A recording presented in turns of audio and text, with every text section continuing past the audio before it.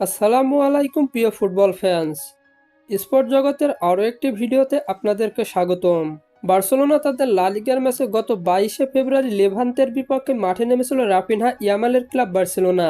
সেই ম্যাচটিতে অবশেষে 3-0 গোলের বড় জয় নিয়ে মাঠ ছেড়েছিল কাতালান জায়েন্টরা। সেই ম্যাচটিতে রোজা অবস্থায় মাঠে আধিপত্য দেখায় লামিনে ইয়ামাল। এই ম্যাচটির পর আবারও লা লিগার ম্যাচে মাঠে নামছে বার্সেলোনা। আজকে এই ভিডিওতে আলোচনা করবে বার্সেলোনার পরবর্তী ম্যাচটি কবে এবং কাদের বিপক্ষে অনুষ্ঠিত হবে তা নিয়ে। তাই জানতে হলে মূল ভিডিওটুকু না টেনে সম্পূর্ণই দেখতে থাকুন আপনারা।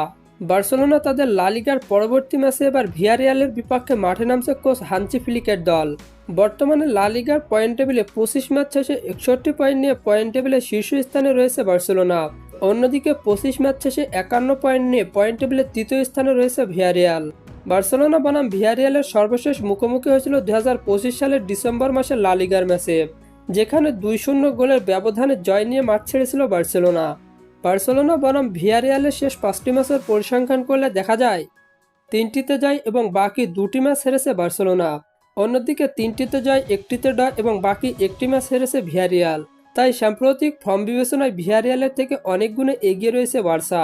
বার্সেলোনা বনাম ভিয়ারিয়ালের মধ্যকার লা লিগার ম্যাচটি অনুষ্ঠিত হবে বাংলাদেশ সময় অনুযায়ী আগামী 28শে ফেব্রুয়ারি শনিবার রাত 9টা 15 মিনিটে। আর হ্যাঁ, ফুটবলের আপকামিং ম্যাচ শিডিউলের সকল নিউজ এবং আপডেট পেতে আমার চ্যানেলটি সাবস্ক্রাইব করে পাশেই থাকবেন। ধন্যবাদ সবাইকে।